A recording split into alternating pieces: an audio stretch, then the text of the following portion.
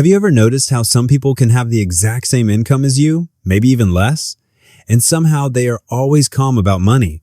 Their car breaks down and they just fix it. Their rent goes up and they shrug.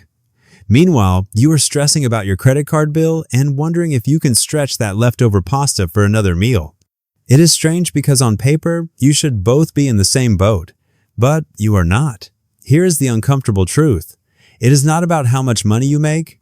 It is about which type of person you are with money. Most people never realize this because we are taught to focus on income, how much we earn, what we can afford.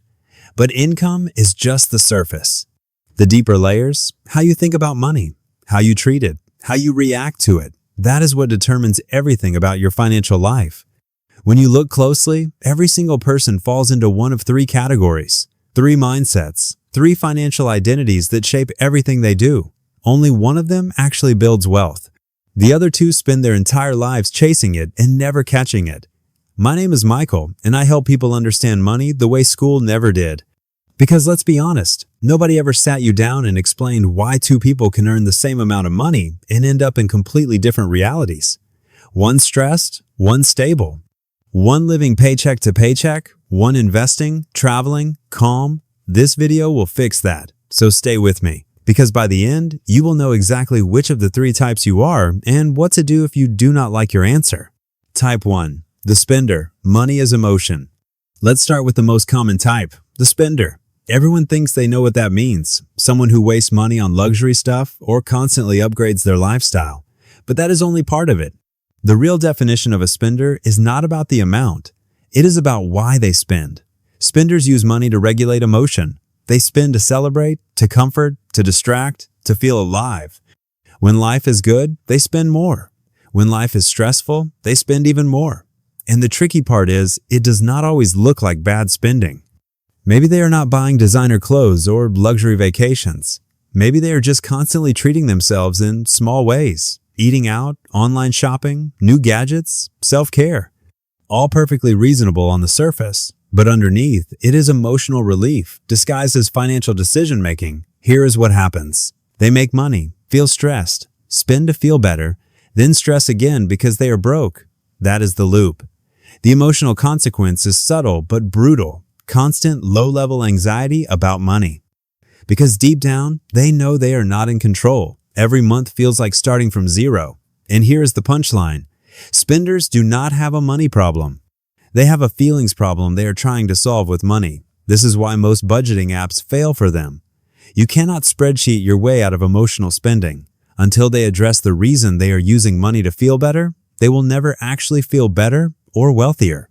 Type 2. The saver. Money is safety.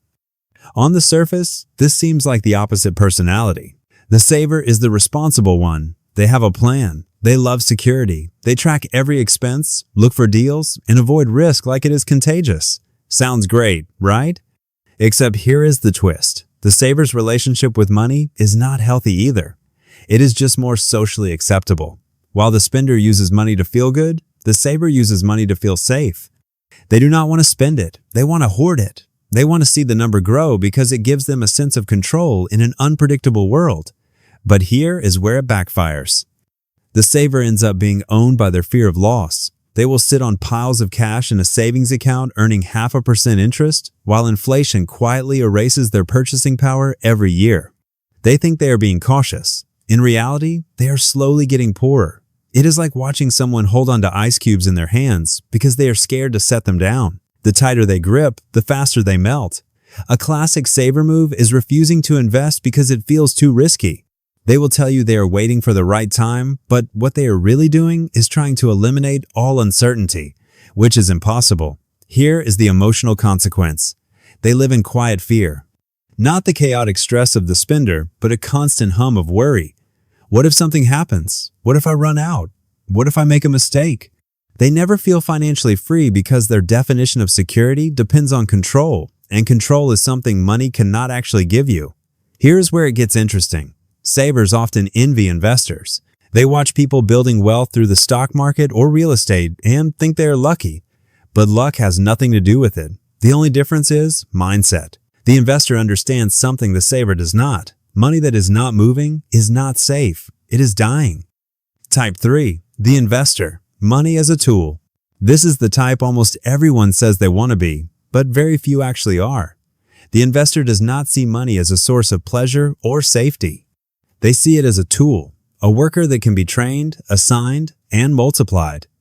To an investor, money is never the goal. It is the vehicle.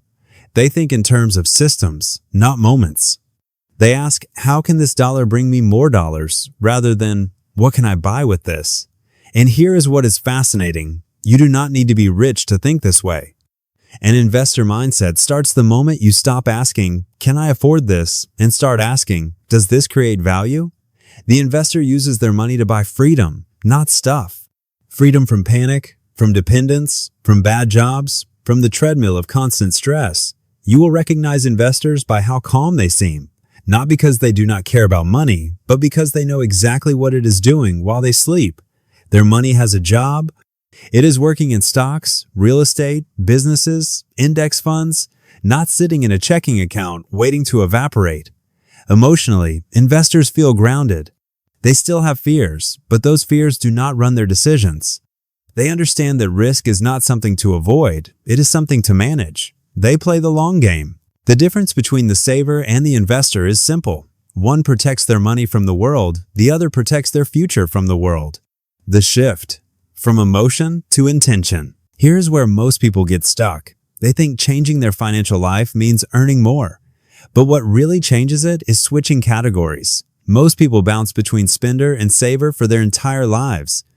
They feel guilty about spending, so they swing to saving. Then they feel deprived, so they swing back to spending, over and over. Meanwhile, the investor sits quietly in the corner, letting compounding do the heavy lifting. The shift happens when you stop reacting emotionally to money and start acting intentionally with it. That means if you are a spender, you learn to sit with discomfort instead of buying your way out of it. If you are a saver, you learn to release control and let your money grow through calculated risk. If you are already an investor, you keep refining your systems so money serves your values, not your ego.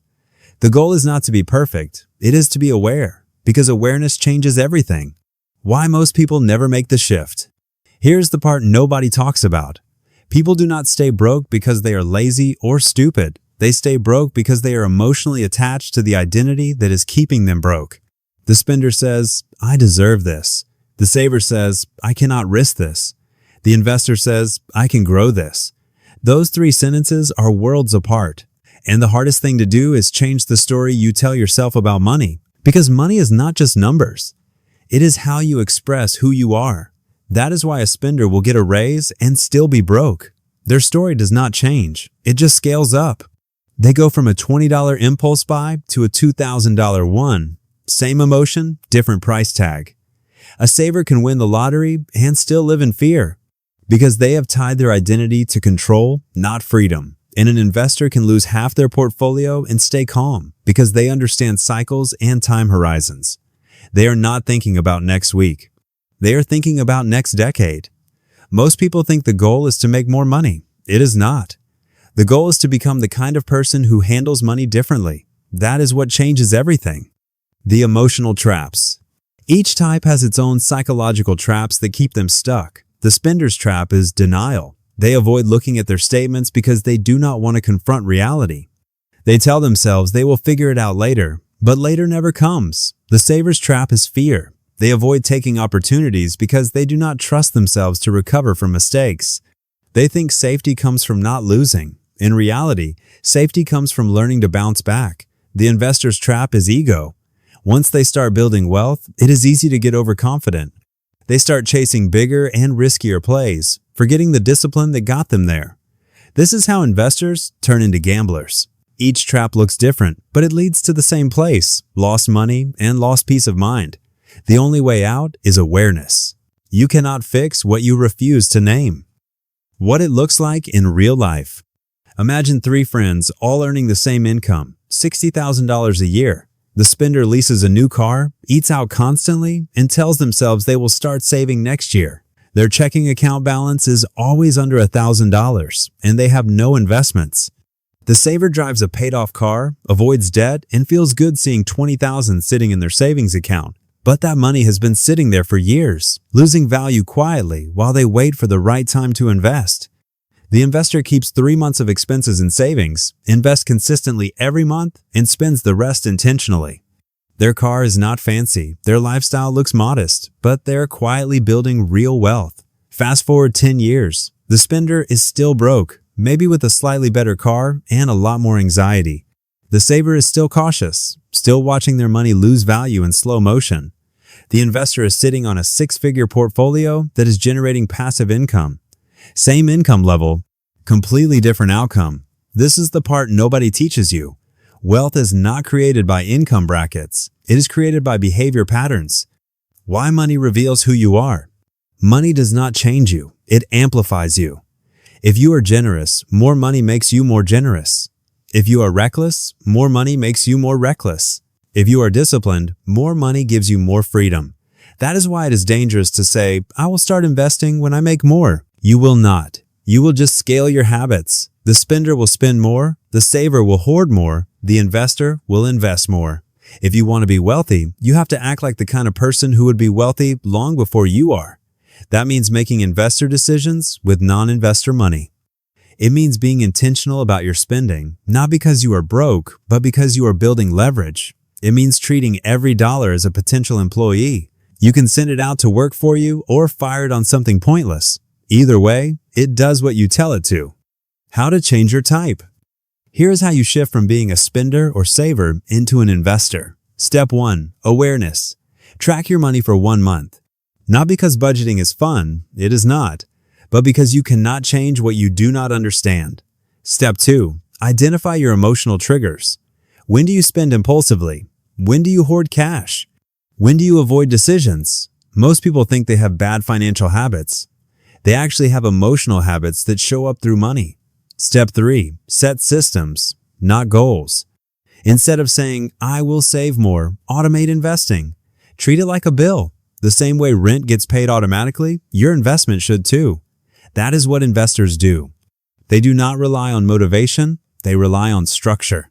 Step 4. Accept discomfort. There is no wealth without risk, but risk does not mean danger. It means uncertainty. And uncertainty is something you can learn to live with.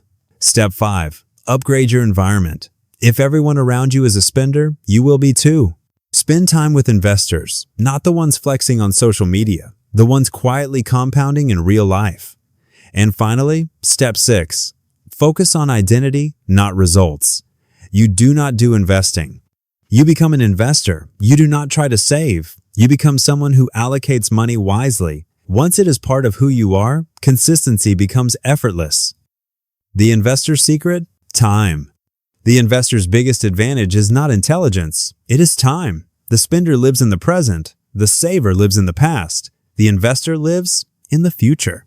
Every investor understands one thing most people ignore. Wealth is not built by being clever. It is built by being consistent. They know that small actions done early beat big actions done late. That is why the investor keeps calm when the market crashes. They are not thinking about the next quarter. They are thinking about the next quarter century. If you can think in decades instead of days, you win every time. The real question. So here is the truth. There are only 3 types of people with money: the spender, the saver, and the investor. And every financial decision you make is a vote for which one you are becoming. The spender chases comfort. The saver chases control. The investor chases freedom. You cannot buy your way into wealth. You cannot save your way into wealth. You can only grow your way into wealth. Look, you do not have to be perfect. You do not have to understand the stock market overnight. You just have to start acting like someone whose money works for them instead of against them. That might mean saying no to that impulse buy. It might mean finally opening that investment account. It might mean trusting the process even when it is boring. But every step you take toward thinking like an investor, calm, intentional, strategic, takes you one step away from being the person who is always stressed about money. Because that is the real goal here. Not to look rich, not to impress anyone. You do not need to look rich. You need to stop being stressed.